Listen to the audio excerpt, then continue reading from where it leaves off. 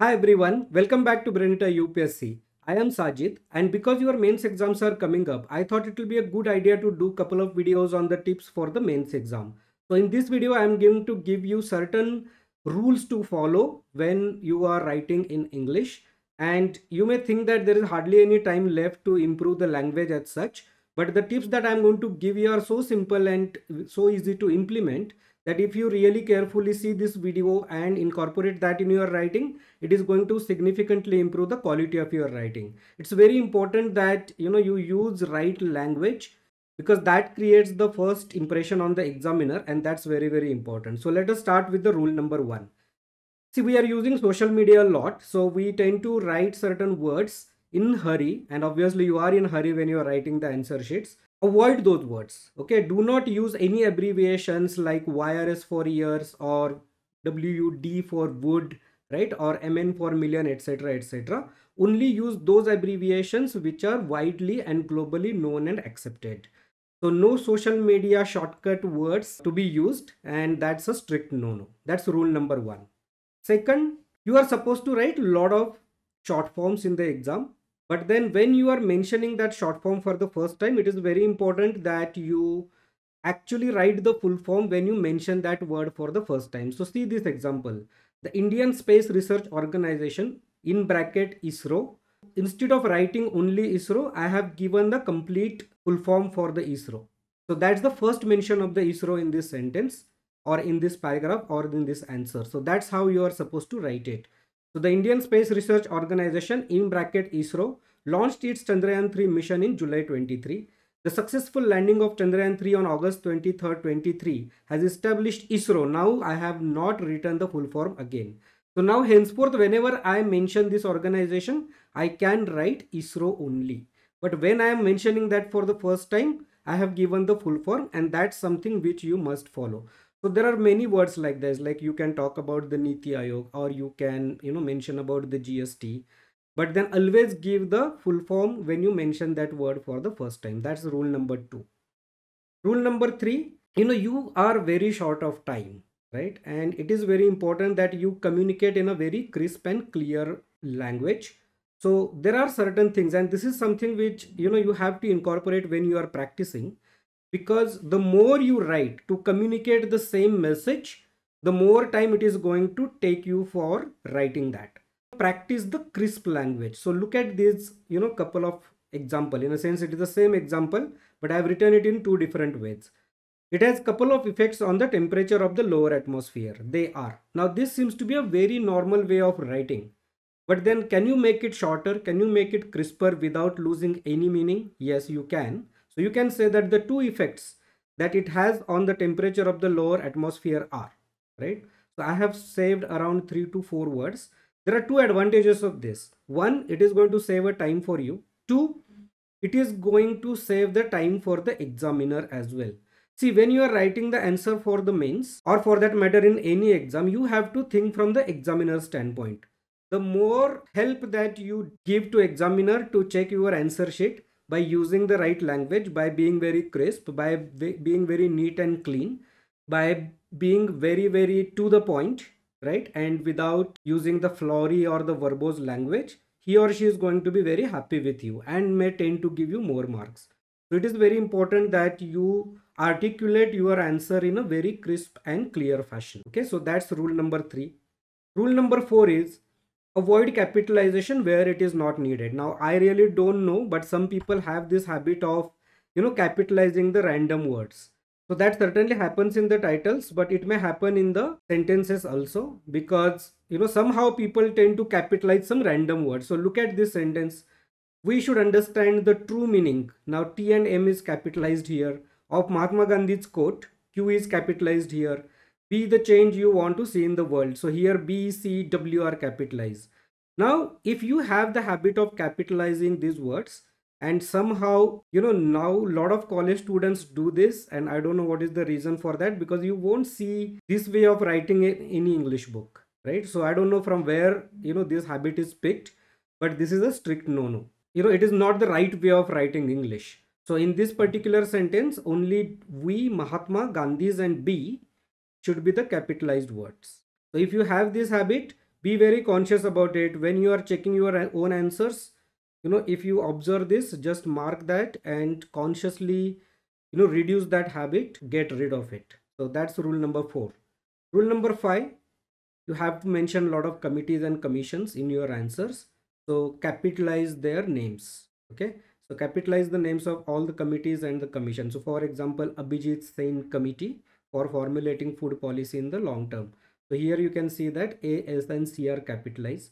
Similarly, National Commission for Women in bracket NCW, right? Because if you are mentioning it for the first time, you are giving the full form. But even while giving the full form, you have to capitalize N, C and W, right? Or even in the names of organizations. For example, that earlier example you can see again, the Indian Space Research Organization, all as I, S, R and O are capitalized. So if there are any names of organizations, committees or commissions, feel free to capitalize that. The next rule, keep an eye on the plurality of the subject and match the verb accordingly.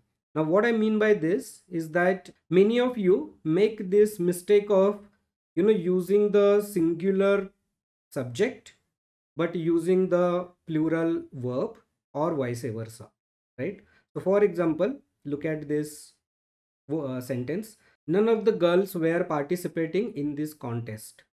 Now none of the girls, so basically you are talking about one girl. Okay, so when you say none of the girls or one of the girls, right, or each of the girls, you're basically talking of one girl. And because the word is girls, you tend to use were there. Way you have to write this is none of the girls is participating in this contest. However, each one of the boys was participating. So here was is correct because you are talking of each one of the boys. So your subject is singular, right? It is not plural. Although it is boys, it is not plural because you are referring to one boy. In the earlier part of the sentence, you are referring to one girl. So you are supposed to write was participating in this contest. So none of the girls was participating in this contest. Okay, so be very very careful about it. And this is something you don't have to get anyone else to check. When you are checking your own answers, if you observe such mistakes, please correct it and consciously follow that. Next rule, understand the difference between article and section. Now in a lot of polity related questions, you have to mention certain articles and mention certain sections. So many people actually interchangeably use that. So they talk about section in the constitution and article in the law or Indian Penal Code. Okay, so article is always used when you are referring to a constitutional provision. Okay, and section is used when you are actually using the provision of the law. Be very very conscious about this. Now this will not lose you a lot of marks, but then both in mains as well as in the interview, it is very important that such mistakes are avoided because they create a certain negative impression at the back of the mind of the examiner or interviewer. Okay, so use article, so article 21 of the constitution, whereas section 420 of the Indian Penal Code, right? Again, when you are referring to Indian Penal Code, write Indian Penal Code in bracket IPC, and therefore you can refer to the rest of the sections of IPC, right? But when you are writing for the first time, say Indian Penal Code. I hope you understood this.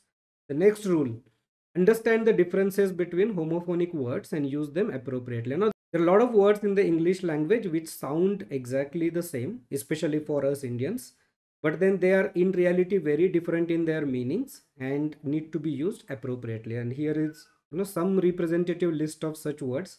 So let me pick some of these.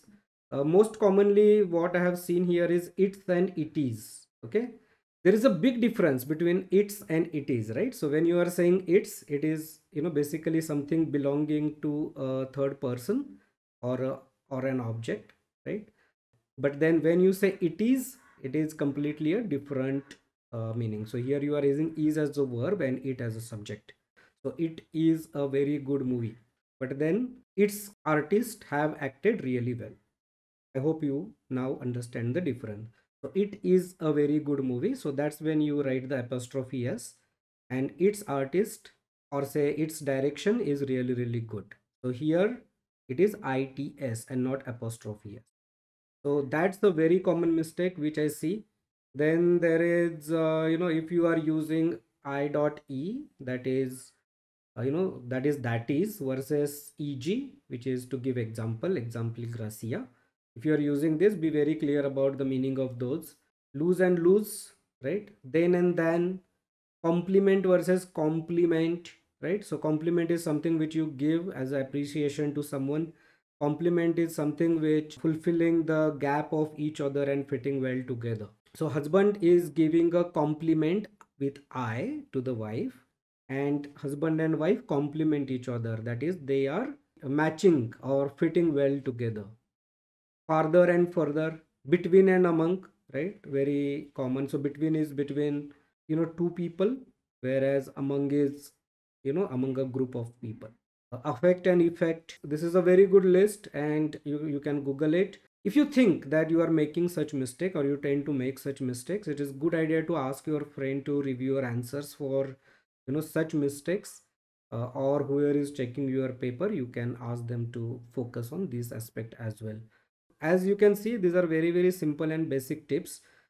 These will not fetch you more marks, but this will certainly avoid creating negative impression in the mind of the examiner, which is very, very important. Because irrespective of how good your answer is, if it is having some grammatical mistakes, or if it is having some spelling mistakes, or if wrong words are used, the examiners would tend to give you a lesser mark than what you deserve. Okay, so that's all for today's video. If you like this, please follow this channel, and I will be continuously bringing you a common tips and tricks like this, as well as some CSAT videos. We also started the geography animated series, and I request you to check that out. Subscribe to our channel, and I will see you again. Thank you.